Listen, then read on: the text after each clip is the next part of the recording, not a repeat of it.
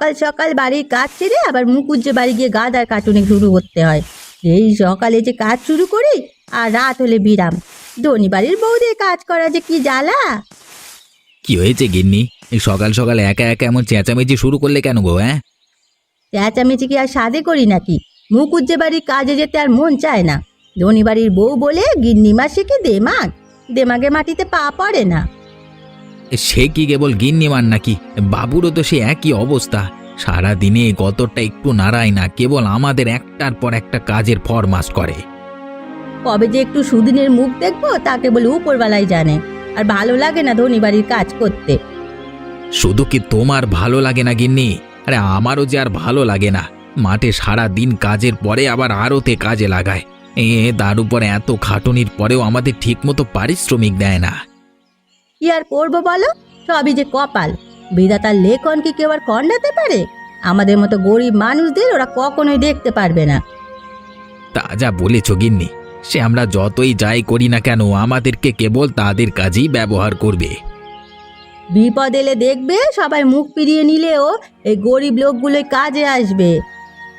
সেটা যদি তারা বুঝতো তাহলে কি আর আমাদের সাথে এমন করতো? এখন কথা বলে আর বিলম্ব না করে আমাকে দুটো খেতে দাও দেখি, খেয়ে আবার মাঠে যেতে হবে।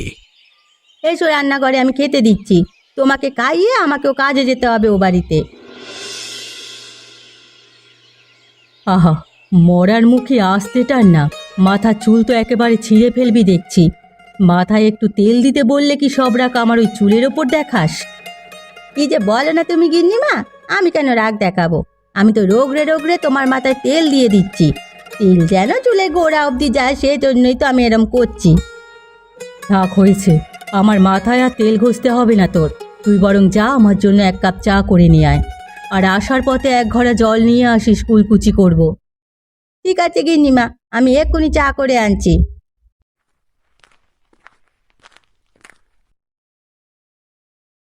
কি হয়েছে?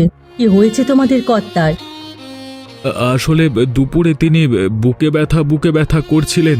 আমরা কতবার করে বললাম একবার হাসপাতাল থেকে ঘুরে আসতে, তিনি গেলেন না।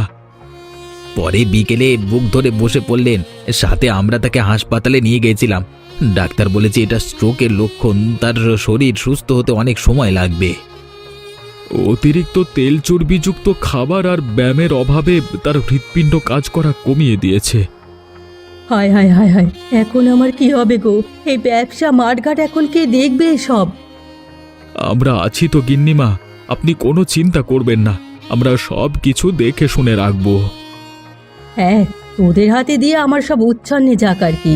তোদের মতো গরিব লোক এই আশাতেই থাকে কিভাবে মালিকের সম্পদ গেলা যায়। চি চি চি চি, কি বলছেন কি আপনি গিন্নিমা? আমাদের ধনী বাড়ির ব্যাপার স্যাপার আমরা বুঝে নেব।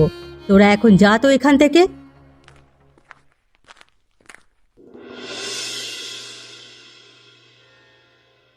এখন কেমন লাগছে বাবু? শরীরটা কি আগের থেকে একটু ভালো লাগছে? না রে কমলা, আমি মনে হচ্ছে আর কখনো উঠে দাঁড়াতে পারবো না। ডাক্তার কালকে কি বলে গেল শুনলি না? আমার সব আশা শেষ। এভাবে ভেঙে পড়লে চলবে না বাবু। আপনি শক্ত না থাকলে গিন্নিমা কি করে শক্ত হবে বলুন তো? এ কদিনের ব্যবধানে আমাদের ব্যবসা, মাঠ ঘাট সব ধার দেনা বিক্রি করে এখন আমরা পথের ফকির। কেবল এই বাড়িটা ছাড়ার কিচ্ছুটি নেই আমাদের। আমার টাকাটা দুদিনের মধ্যে না দিলে না কেটে কেটে একবারে খতম করে দেবো। আর কটা দিন ধৈর্য ধরুন দাদা। আমার কর্তা একটু সুস্থ হলেই আমরা সব টাকা দিয়ে দেব।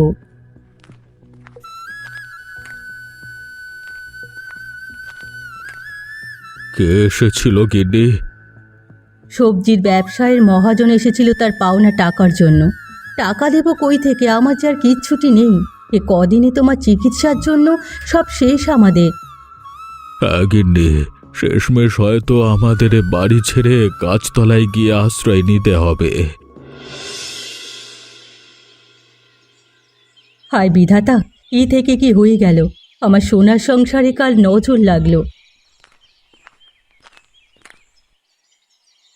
গিন্নিমা, ও গিন্নিমা, আমি কি থালা বাসন ধোয়া শুরু করব নাকি আগে রান্না চাপাবো? আর কিছু করতে হবে না। তোকে কাল তো বলে দিলাম আর কাজে আসতে হবে না। তারপরেও তুই আবার এসেছিস কাজে। কি করব বলো, সুখের দিনে তোমাদের নুন খেয়েছি, এখন দুঃখের দিনে তো আর তোমাদের ছেড়ে যেতে পারি না। আজ আমি আমার ভুল বুঝতে পেরেছি রে কমলা। নিজেদের ভালো অবস্থান ছিল বলে কাজের লোকেদের সাথে কতই না খারাপ ব্যবহার করেছি, আর আজ বিপদের দিনে তোরাই আমাদের পাশে থাকলি। গরিব মানুষের হয়তো দেবার মতো কিছু না থাকলেও একটা বড় মন আছে আমাদের গিন্নিমা। কিন্তু তোদের মাইনে দেব কি করে আমি বল দেখি? আমার নিজের সংসারই তো এখন আর চলছে না। তুমি যদি কিছু মনে না করো তবে আমি তোমার একটা বুদ্ধি দিতে পারি। কি বুদ্ধি বল তো শুনি। আজ বাদে কালই তো বটতলায় আমাদের সেই ঐতিহ্যবাহী মেলা বসবে, সেখানে তুমি যদি ফুচকা বানিয়ে বিক্রি করো তাহলে লাভ হবে। ধনির বউ হয়ে আমি ফুচকা বিক্রি করব? লোকে কি বলবে? লোকে কি বলবে সেটা চিন্তা করলে সংসার চলবে না, কেউ তো তোমার 2 পয়সা দিয়ে যাবে না। তুই একদম ঠিক বলেছিস কমলা, কালই আমি ওই মেলার মাঠে গিয়ে ফুচকা বেচা শুরু করব। আমার সাথে তুইও থাকবি। এখন চল আমরা কাজ শুরু করে দিই। ফুচকা নেবে গো, হরেক রকম ফুচকা। আমার কাছে আছে তেঁতুলের টকের ফুচকা, সেই সাথে আছে মরিচের পুরের ফুচকা। আর যদি দই ফুচকা খেতে চাও তবে আগে আগে চলে এসো।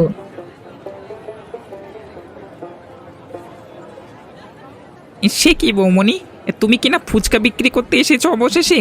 ধনির বউ হয়ে ফুচকা বিক্রি করতে এসেছো যে, মানে লোকে তো খারাপ বলবে। তুমি তো জানোই কাকা, কর্তাবাবুর শরীরটা কেমন যাচ্ছে। এই অবস্থায় কিছু একটা না করলে সংসার চালানো দায় হয়ে পড়েছে। তাই ভাবলাম মেলার মাঠে ফুচকা বিক্রি করি। খুব ভালো করেছো বৌমণি, আমি তো ফুচকা কিনতে এসেছিলাম। এখন আমাকে দই ফুচকা দাও তো দেখি, তোমার কাকিমণির জন্য নিয়ে যাই। এই নাও কাকা তোমার দই ফুচকা। এই নে কমলা তোদের টাকাটা, আমি এখন আসি তাহলে বৌমণি।